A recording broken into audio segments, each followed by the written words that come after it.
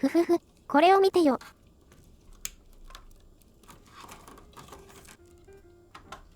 わかる人ならこれだけですごいってわかると思うんだ。これが新しい自作の形だね。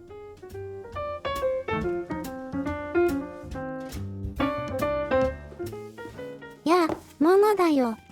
今回は MSI の新作マザーボード P650M プロジェクト0を紹介してくよ。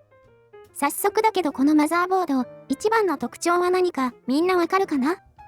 そう、コネクタがほとんど見えない。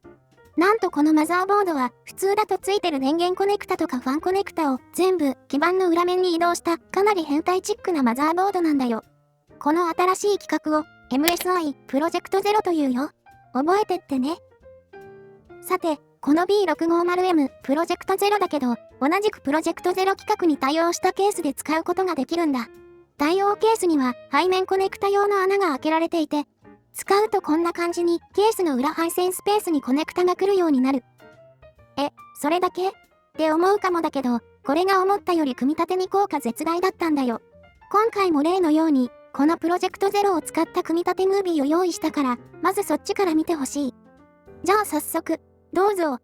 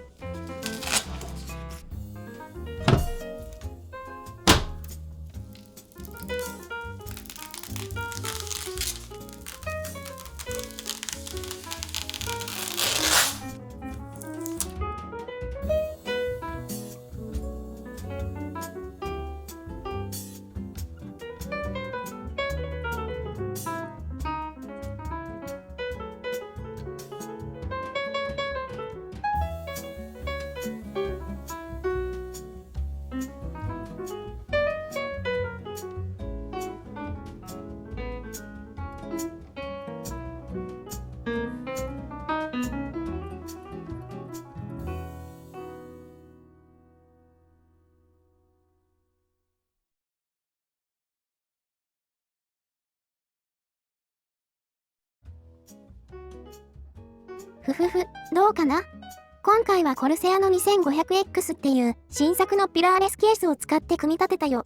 マイクロ ATX マザー向けのケースでプロジェクトゼロにしっかり対応。それと 2500X は外装パネルの交換に対応してて、こんな感じに一部をアルミにできるんだけど、これが今回の B650M プロジェクトゼロの銀色と相性がめちゃんこよくてね。ぐへへ。そしてこのプロジェクトゼロで組み立てた感想なんだけど、これマジでいい。まず見た目がすっきりする。今回の PC はファンを9個も使った関係で配線がカオスなことになってるのだけど、表側からはそれがわからないくらいすっきり組めるんだよね。いやー、細かな配線すら見えないのやばない？その代わり裏配線スペースは結構散らかっちゃったのだけど、2500X はここが広いおかげで思ったより配線も余裕がある。裏蓋も余裕で閉まるよ。そして見た目以外に実用面でもいいところがあって、普通だとこんな感じにマザーにケーブルを接続するときは裏配線から一度穴を通して表側のコネクタに接続する必要があったのだけど、プロジェクトゼロならこんな感じに裏側にコネクタがあるからいちいち穴を通す必要がない。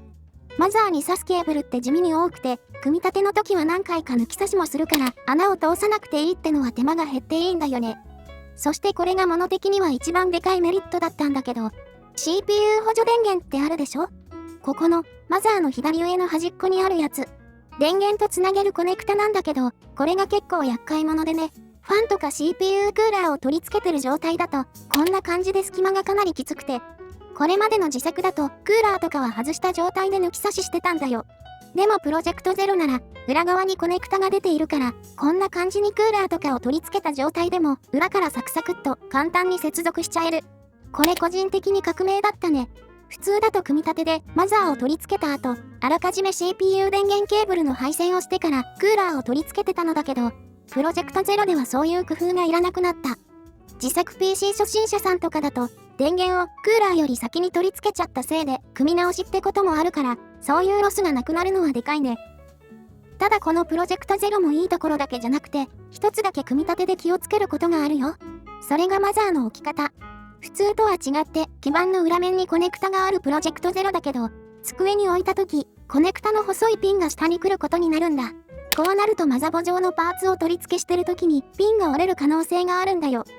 でもこれの解決は結構簡単で、こんな感じにマザーが入ってた箱。この箱はいい感じにコネクタを避ける溝がついてるから、ここに入れればコネクタを傷めずに作業できるよ。ここさえ気をつけてもらえれば、あとは普通の自作 PC と組み立ては変わらない。むしろより簡単に組み立てができるだろうね。という感じで、プロジェクトゼロの紹介だったよ。私は自作を始めて今年で7年くらい、これまで動画外のも含めてたくさんのパソコンを組んできたけど、今までの自作と比べても組み立ての快適さが団地だったね。裏面コネクタのおかげでストレスフリーに組み立てできた。ケースとマザーボードをプロジェクトゼロ対応のものにする必要はあるんだけど、この便利さは実際に使えばなおさらわかると思うから、これまで自作 PC してた人はもちろん、自作 PC 初めての初心者さんとかも、次の自作とかでぜひ使ってみてほしいね。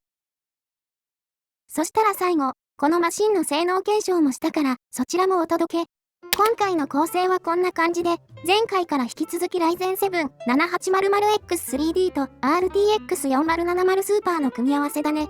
WQHD 画質のゲームに最適な組み合わせになってて、Apex Legends だと高設定で 200fps 以上は余裕で出せる。Armored Core 6では最高設定でも 120fps に余裕で張り付くくらいの性能だね。スパイダーマン、マイルス・モラレスでは、レイトレーシング有効でも DLSS3 のフレーム生成機能を使って 100fps 後半をキープできるし、PC ゲーの中ではかなり重めなサイバーパンク2077でも DLSS3 のフレーム生成機能で 100fps 以上は安定して出せてる。この性能であれば、WQHD 画質のリフレッシュレートが 165Hz くらいのモニターと相性がいいんじゃないかなと思うよ。そして負荷テストをしてた時の計測データがこんな感じ。まずゲーム中の負荷を計測するために 3D マークのスピードウェイストレステストを試したよ。結果がこんな感じ。CPU、GPU 両方とも温度のリミットを余裕で下回る動作で、GPU は使用率 100% の時でも 2500MHz 以上のブースト動作をキープできてるね。ちなみにこの時の消費電力は 330W 程度だった。そして次は負荷テストツール OCCT を使ってテスト。シネベンチとかファーマークとか、負荷テストをするソフトはいくつかあるのだけど、OCCT はその中でも大定番って言われるくらいのソフトで、こんな感じに CPU、メモリ、グラボ、電源と指定したパーツに負荷をかけれて、複数パーツの同時テストもできる。細かく負荷の調整もできるから、パソコンを組み立てた後の安定性テストにすごいいいんだよね。OCCT は一般向けには無料版と有料版があって、有料版では1時間のテスト時間制限がないのが大きな違い。でも簡単なテストであれば、CPU と GPU、30分くらい負荷をかけて通ればおおむね問題ないから、まず無料版から試してもらえればいいんじゃないかな。そして今回は OCCT 社から商用利用ができるプロ版を提供してもらったから、早速活用してくよ。プロ版では CSV ファイルを出力できてめちゃめちゃ助かる。今回は手早く、オーバークロックとかでよく動作テストに使われてる CPU リンパックと GPU に高い負荷がかかる 3D スタンダードを同時に3時間回していくよ。結果はこんな感じ。特にエラーもなくテストをクリアできたね。消費電力は 400W くらいだったよ。ピークの負荷でこれなら 650W の電源で余裕だと思う。そして温度は CPU が最高で85度、GPU が最高で69度。グラボは相変わらず余裕の温度だね。MSI のゲーミング X スリム、この小ささでこの冷却能力はなかなか強い。そして CPU もなかなか素晴らしくて、7800X3D は上限の89度に行くことが結構普通なんだけど、今回は踏みとどまってる。さすが 360mm の水冷って感じで、クーラーの冷却性能が高いことがわかるね。クロックもしっかり回って、最高で 4.8GHz までブーストできてる。そして騒音がこんな感じ。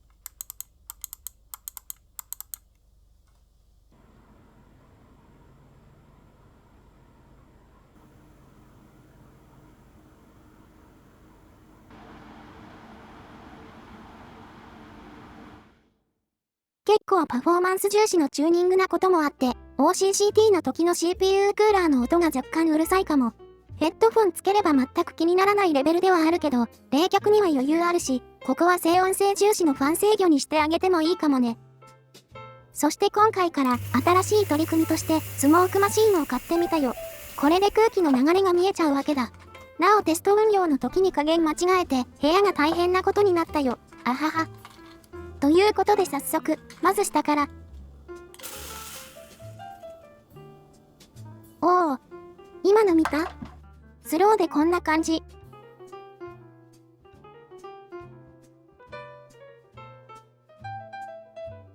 横からのが見やすいかな？